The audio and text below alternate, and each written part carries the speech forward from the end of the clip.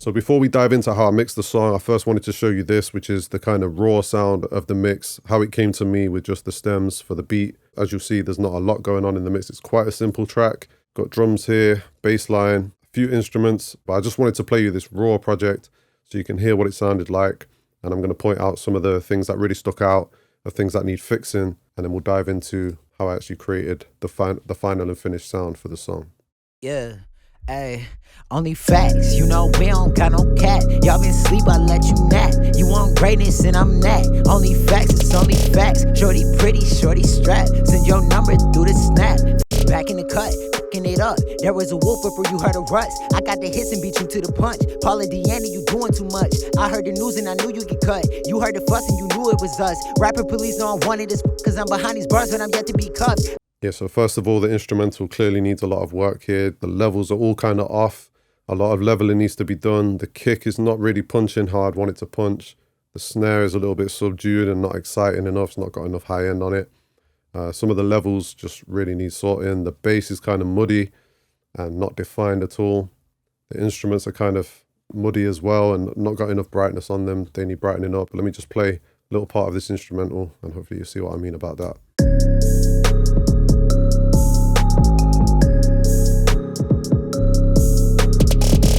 Yeah, so overall it's just very muddy and some things are just sticking out when they shouldn't be, like that snare roll there and the open hats, they're too loud. So we'll get to that in a sec. I want to play the instrumental now as it is fully mixed and then we'll show you what I did from start to finish on all of the layers here.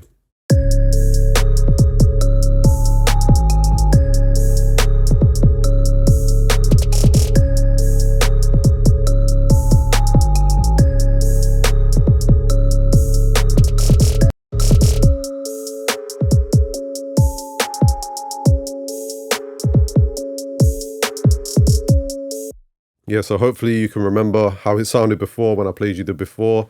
Now you hear things are just a little bit more in line. The kick is kicking a whole lot more, it's punching a whole lot more. The snare's standing out a whole lot more as well. It's more in your face and more as we want it on a hip hop track like this. Some of the levels have been sorted. The bass is a little bit less rumbly and has more definition and stuff as well. So that was the finished sound of the instrumental. And as I mentioned, I wanted to keep this mix really quite simple in an attempt to kind of demonstrate that one, I'm only using obviously one manufacturer's set of plugins here. I'm only using Waves plugins. So it's definitely always possible to kind of limit yourself in this way. And sometimes I actually like to do this rather than using countless plugins from countless manufacturers. You know, it is possible to kind of limit yourself and say, I'm just going to use what's available here and I'm going to make this sound right with the tools I have. So that's one kind of idea behind this doing the mix in this particular way. But the other thing is that we don't need a whole lot of stuff. If I go through here, just go through all the channels, you see that there's one or two plugins on all of these sounds here, as well as one plugin here on the actual instrumental bus. So to get that from that raw sound to this sound is really not a complicated issue. You know, you'll see the faders here going up and down. So there's some leveling stuff. And then just basic kind of compression, EQ, as well as a couple of other tricks. Actually, before we jump into the mix of the instrumental, I just do want to demonstrate the kind of structure and the layout of the mix, because if you do end up getting your hands on the template for this may come in handy to help kind of guide you through the template as well. So as you'll see, I've just got two kind of track stacks here, or buses, an instrumental bus and a vocal bus. Really simple. So all the instrumental stems are contained within this instrumental bus, and all the vocals are contained within this vocal bus here. If you've watched my other videos, you'll know that I usually break this down into much smaller sections. So I usually have like a drum bus, a bass bus, an instruments bus, and then like a chorus, a verse, you know, ad-lib bus, BV bus, whatever. I have a lot more buses. So that's generally how I actually mix songs. But for a song like this, which is really straightforward, I kind of set myself the task of not doing that and keeping it a lot more simple. You know, you'll see here, there is a number of plugins on these vocal channels, but not like a crazy amount that you might see on some of my other stuff. So it's just to kind of demonstrate that for a straightforward song like this, for just a basic rap song, you really don't need a whole lot in order to take it to a pretty good sounding mix. So yeah, I kept this really simple so that it's easy to follow in the video. And also if you get your hands on the template, you'll be able to work through this, record into it, and be sounding decent without a whole lot of kind of work or a whole lot of getting your head around the actual structure and the layout of the mix. So anyway, we're going to mute the vocals here and take a look at, let's solo all the drums. and take a look at them and what we did.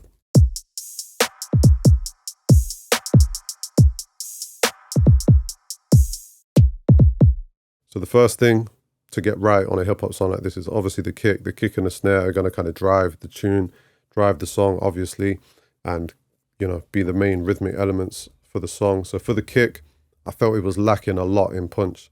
So if I show you what this sounded like before, let me also turn this bus processing off this instrumental bus as well.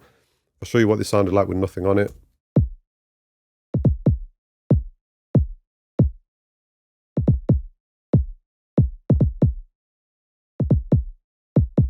So really kind of anemic, you know, it's not got enough real thump in the sort of lower region.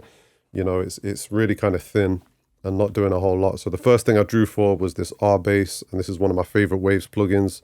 With this, it just does something really magical sometimes to your bass or to your kicks. And I don't often use this on kicks, more so for bass lines and things, but for this it really worked. And it just helps to bring out the bottom end. So I've got this down at 75 Hertz here, and I've kind of took some of it down. You know, it's not a high intensity on here. Let me show you what this is doing before and after.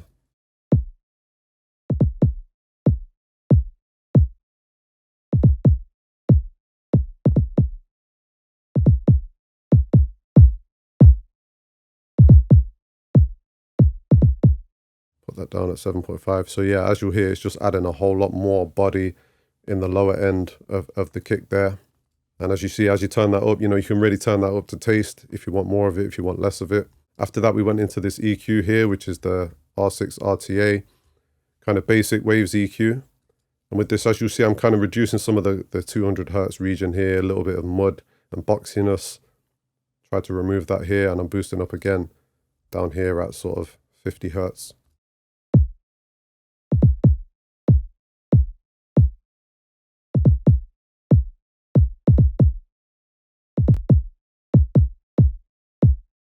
Quite a subtle change there, but it really does help to just, as I say, remove some of that boxiness and them things that we don't want, and helps to add even more thump in the kind of lower end there. After that, I went into the Pultec EQ.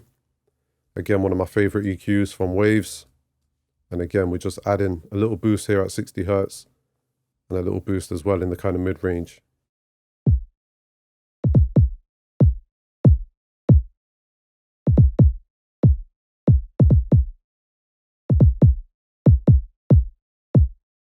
So again, just adding more body and more punch to that kick. So we'll play this kick before and after all the processing. This is with nothing.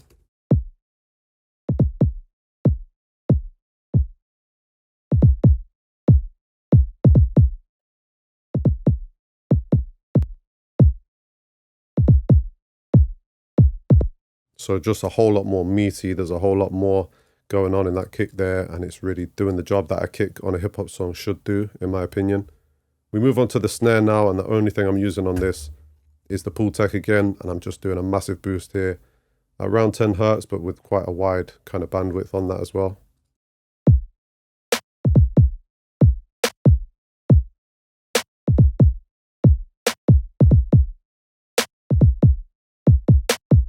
Yeah, so it's obviously kind of adding a lot more level to the snare because we're boosting that region where most of the stuff is actually happening on the snare. So just bringing it out, making it a whole lot more bright. Then we've got this snare too.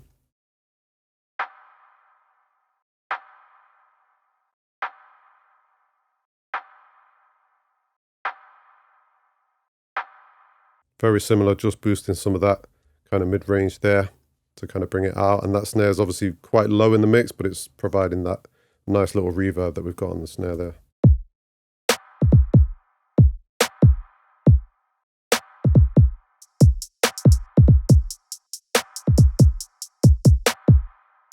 Next, we've got these hats, and I'm not going to go over this, you know, in too much depth because you'll see here, I'm just doing a little reduction here in the kind of upper mids here.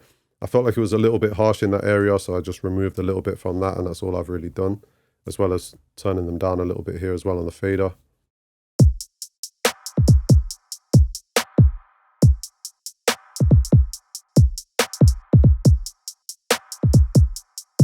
So really just reducing the volume on them.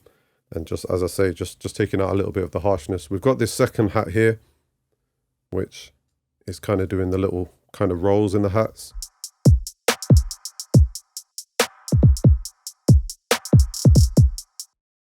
So with this, I wanted to get some real stereo width going on with them. So the first thing I did was the same EQ that I've added on the hats here.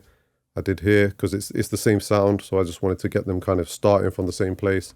And then I used this Brow Motion plugin, which is kind of like, I used it in this case like a tremolo, where it's just basically a panner. So it's basically panning these hats really quickly from right to left. And I think it just creates a nice stereo effect. You know, there wasn't a whole lot of stereo information in this beat, in this instrumental, so I wanted to create more width and more kind of exciting moments with stereo widening.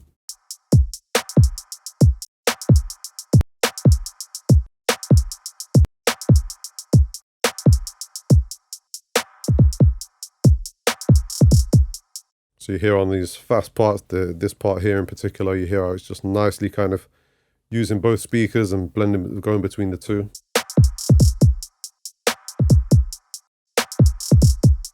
I've got this on a really fast rate, 132. So it's doing a really fast kind of panning job there. You'll see how quick this thing's moving here.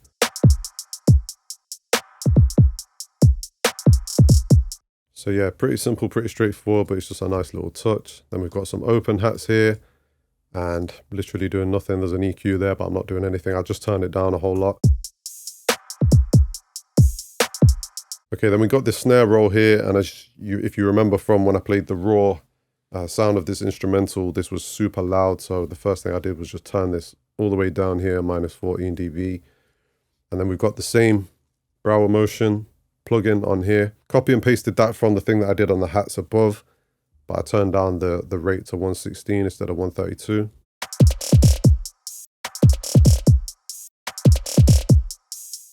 Again, just creating a moment of stereo width, of, you know, something happening in the stereo field, which is kind of adding a little bit of excitement and kind of ear candy for the listener.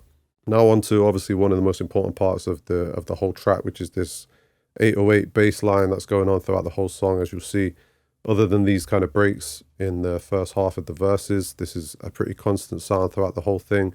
And this is one of the things that I identified as a kind of trouble area on the original stems that came through. Just too much kind of woolliness and too much warmth in the kind of lower mids.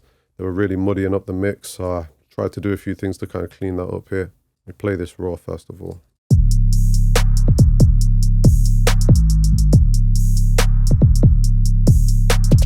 Yeah, so first of all, I've turned it down a little bit. It was a little bit too overpowering. Another thing to mention here is you'll see that there's actually another 808 here. That's kind of the high frequency range of an 808. So this one here doesn't really need to provide any of that kind of more mid-rangey information. So as you see here, I've done a low pass filter and I've took out all the highs and mids from this first 808 here, and they will be provided more in the second one, but we'll get to that in a second. So yeah, the first thing I did, as you see, reduce some of the kind of muddiness here in the 200 kind of region, and then took off all the high end and mid-range information from it.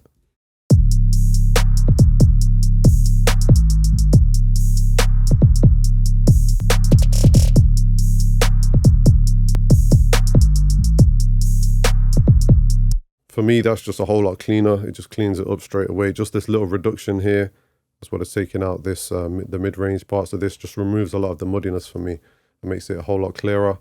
The next thing I did was use the sidechain compression from the kick. So obviously this is a trick that you're probably familiar with. If you're trying to get more headroom or trying to make your kick stand out over the bass, we use sidechain compression. So I'm using the R compressor here, and the sidechain for this is the kick.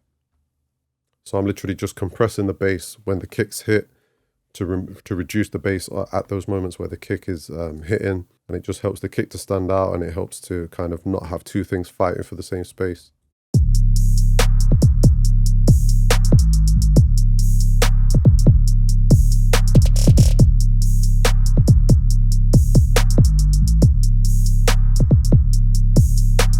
And that's all we did on that main 808 there. And then we've got this 808 high channel. Let me play this in solo actually.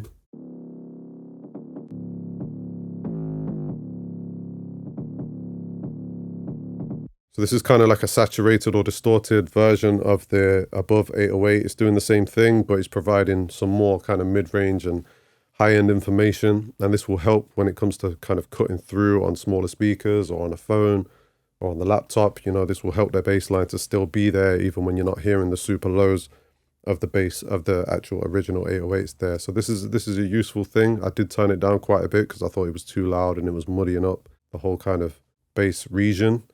And I also thought that there was too much low end on this. You know, we don't want the low end on this conflicting with the low end on the original 808. So I reduced a lot of that with this.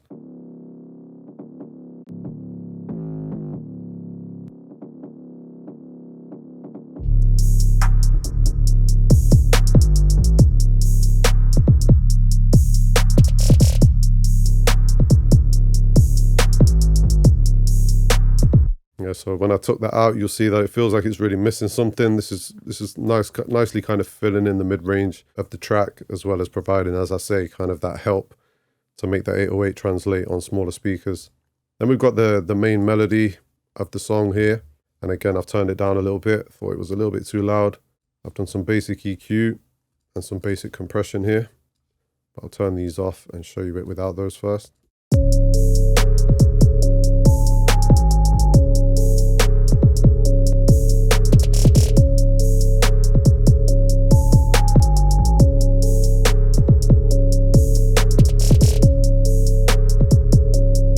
Yeah, so a really simple EQ curve, as you'll see, just cutting a little bit here on this kind of 250 part here. I thought it was creating a little bit of a resonance that I didn't like, so I'll just remove that a little bit. And I've also tried to just brighten it up a little bit here as well with this. Let me solo this.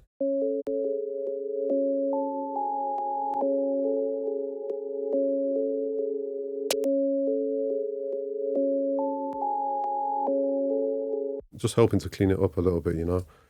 Then we added this compression here, which is just literally just taming it a little bit. Some moments it kind of pokes out in a way that I didn't like. So I just added this light compression with the R compressor just to tame it and control the dynamics a little bit.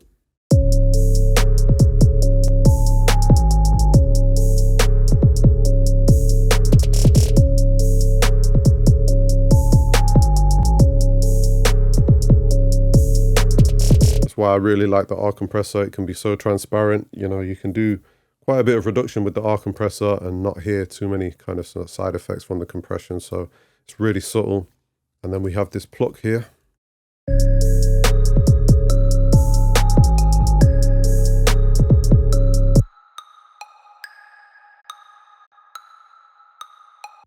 And all I've done here is EQ'd this, tried to bring out a little bit of brightness from it. You know, you'll notice that there's not a whole lot in the beat that's really bringing any kind of brightness in the upper ranges up here. So I tried to kind of use this to add a little bit of high end into the beat.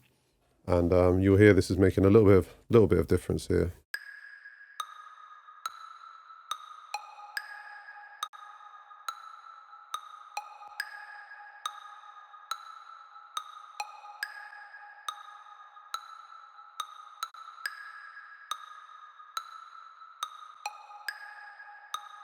Then as you'll see, I'm just using the S1 imager there to add a little bit more width, because again, there wasn't a whole lot of kind of stereo information on the beat. I wanted to bring out any more elements that I could that spreaded out the stereo field of the beat a little bit. And we have this sound here called Clockwork.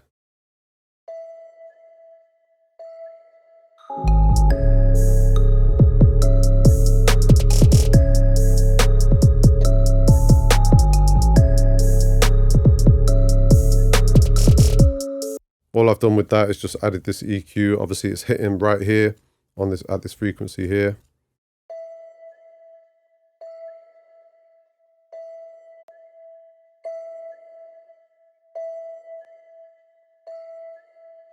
So rather than turning the whole sound down and reducing the other information that was here, I decided to just add a little cut there. And it just kind of tames it out a little bit and just kind of smooths out the frequency range of that particular sound on that moment. And that was all I did with all the individual stems in this instrumental. The final thing that I did was on the actual bus for this instrumental. I used the Greg Wells Mixcentric plugin, and I really like this plugin. I'm not one of these people who's against using these kind of one knob plugins. If it works, it works. You know, pull some of these plugins up and just see what they do, see if they add anything. And I think this was just helping to bring a little bit of brightness as well as a little bit of control and compression over the whole instrumental. So I'll play it without this and with it. And just to be clear, this is on the actual bus of the instrumental. So this is kind of processing the whole instrumental as a whole.